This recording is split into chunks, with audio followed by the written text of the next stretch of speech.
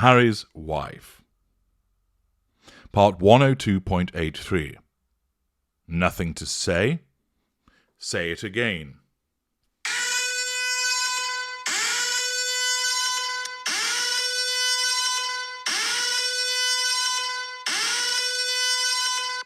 Warning.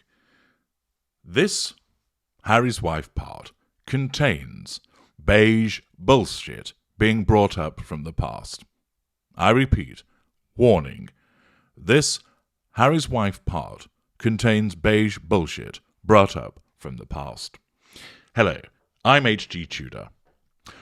We all know that Harry's wife has nothing really about her, other than her ability to merch things and exploit people, all driven, of course, by her narcissism.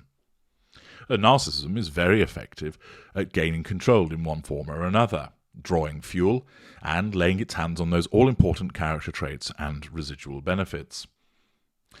Her narcissism, of course, is haphazard by virtue of its mid-range capabilities, so there are many collateral consequences, which I've repeatedly explained to you. Harry's wife's thirst for control and fuel is such that because when she's not actually doing anything, she needs to be seen to be doing something. She needs to keep appearing in publications, and so long as the dollars remain, the relevant PR person will be instructed to spin the wheel of PR puffery and ensure that some supine publication sucking on the teat of those PR dollars is thus duly instructed and dispatched to pump out some more nonsense. Here it falls to Marie Claire. Because Harry's wife has nothing meaningful to explain to us at the current time, because she's intrinsically quite lazy in that regard, and because she lacks the intelligence to do something that's sharp and scintillating, and, of course, because she has no real talent, therefore there are no brilliant books to talk about, there's no meaningful project that she can engage in, and her inability to see anything through, again driven by her short-termism of her narcissism, means that regularly those tasked with coming up with something decent to say about her have to get in the time machine and go backwards. And here we have a completely blatant example of that, and there's some utter dross coming up. You might feel queasy after listening to this. Well, if you do, you're not going to blame me. I've warned you beforehand. The article in Marie Claire by Maura Brannigan was released only a day or two ago, but it tells us that this interview was originally published in June 2013. Oh yes, Harry's wife is so short on current material to keep asserting control with and draw fuel, she has to go back 9 years. Now, many people do bring up the past in an entirely innocent way. Hey, do you remember that holiday on Crete when you had some dodgy shellfish and shat yourself during the night? Oh, what lorks that all was. Yeah, very fucking funny, remarks your friend. But when you're doing that, you're doing it as a humorous, at least to you, anecdote about something that went on in the past. You're not a narcissist, and you're not doing it to control the now by bringing that thing up from the past. With Harry's wife, why would you ordinarily deem it necessary to bring up an interview? It's not like a discussion between friends where there's reminiscing and nostalgia going on, or somebody asking, where was that brilliant restaurant that we went to a couple of years ago? I'd like to go again. Can anybody remember? So it has relevance. No, here you ask yourself, why on earth would you feel the need to bring up an interview from 9 years ago and have it regurgitated, particularly as your life is rather different from when it was 9 years ago? Well, the short answer, of course, is, gifted by the knowledge that I provide to you, you know she has nothing that she can talk about currently. Therefore, her narcissism, needing to ensure that she controls the readership and draws fuel from the responses, to sit with her inflated ego of being important, has to go and find something. And because there's no shame, there's no embarrassment in dragging something up from 9 years ago and regurgitating it in this manner, this is what happens. Let's find out what's written. When we learned that Harry's wife would be making a pit stop at the Hearst Tower on her trip to New York last week, we could barely contain our excitement. Harry's wife and her character Rachel on USA's hit show Suits, bit of a stretch there, are both quintessential MC women, Ladies chock full of ambition and intelligence. With a keen eye for style, really, and an admirable amount of strength. Needless to say, we jumped at the opportunity to chat candidly with Harry's wife about her work, her travel aspirations, and of course her character's ultra-chic paralegal wardrobe. Sounds fucking riveting. I had always been the theatre nerd at Northwestern University. I knew I wanted to do acting, but I hated the idea of being this cliché, a girl from LA who decides to be an actress. I wanted more than that, and I had always loved politics, so I ended up changing my major completely, and double majoring in theatre and international relations. By my junior year, I had finished most of my credits, and I applied for an internship at the US Embassy. So I ended up working in the embassy in Buenos Aires for a few months. Note that she seems to omit the fact that it was her uncle that assisted her in getting that. Revision of history, of course, failure to acknowledge the support of a family member. It was during their economic devaluation that our Secretary of the Treasury at the time, Paul O'Neill, was there. So I'm 20 years old, in Buenos Aires, in a motorcade, doing that whole thing. Grandiosity. I thought for sure I would still have a career in politics. Then I came back to LA for Christmas, and a friend of mine from college introduced me to this manager. He saw a student film that I had done and said, "You know what? You're going to make money, and I'll take 10%, and I think you should stick around." I was really spoiled, because I booked my first audition right away, so it's the biggest tease because you think, oh, this is easy. All things considered, I'm so grateful and fortunate that I have a show now that's doing well. False humility. But it's not easy. It was definitely a struggle. Before Suits, I did a pilot every single year. I even did a pilot for ABC with Patrick J. Adams, who plays Mike Ross on the show, like 6 years ago. So long. TV has always seen us in the same way. He's the rough around the edges guy, I'm the polished girl, or you like to think, and there's that will they ever be together tension. It's crazy to finally have a pilot that has more than the longevity of one season. This is like my cup runneth over. We ended last season on quite a moment. Right now, what they're delving into is the idea of can Mike and Rachel be a couple? Now she knows the secret of this. Now she knows this secret of his, she knows that he's been deceptive with her all this time, and whether she's able to forgive that. I imagine the viewers are ready for the cat and mouse game with them to be over, and to really just see what they could be like together.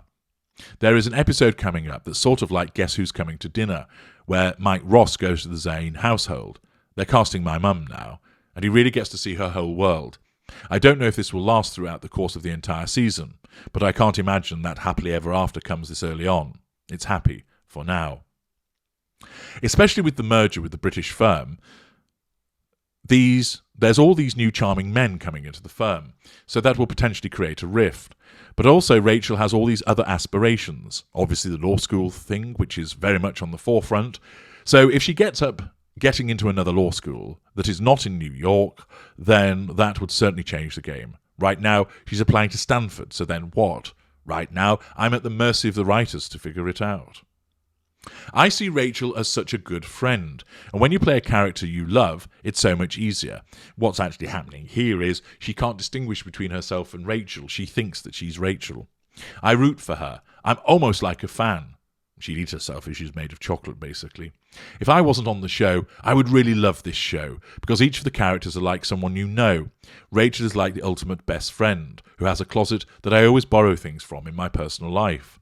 Her clothes are amazing. Julie Andreatta, our wardrobe designer, and I have worked really hard to make Rachel's wardrobe believable, to make it more like a closet of a mid-20s girl who works and, yes, has these amazing pieces. But I always mix and match. I wear the skirt that I wore in the pilot so much. All the jewellery that I wear on the show is my own personal jewellery and family heirlooms, like my grandma's charm bracelet and my signet ring. It's been great, actually. When I went in to audition for it, I thought I blew my audition. Well, you probably blew something. I remember leaving, calling my agent and saying, I don't think I did a good job in that room and I need to get back in there. So automatically Rachel and I, very similar, ambitious, driven, and always trying to take the bull by its horns. Now, what's happening here is, essentially, she sees herself in this way. She sees herself as ambitious and driven, and then in effect is essentially just playing herself. My agent just said, there's nothing I can do. Just focus on your next audition. This was not realising that behind the scenes they loved my audition and were putting together a test deal for me. And again, maybe that's where I'm similar to Rachel, in that I'm harder on myself than anyone else might be. Oh, yes, of course you are. Again, that's what you like to think, and this is just facade management in this interview as her narcissism instructs her to say these things. I will say that working in the embassy has rooted my performance, for this in a different way. I love the intelligence that's written into Rachel. Well, you're not going to provide it. Look, my very first audition was for Hot Girl number 1 in some movie. It's the ultimate for me that the writers are able to go, sure, you can be a pretty girl, but there's so much more to her. Again, grandiosity, showmanship.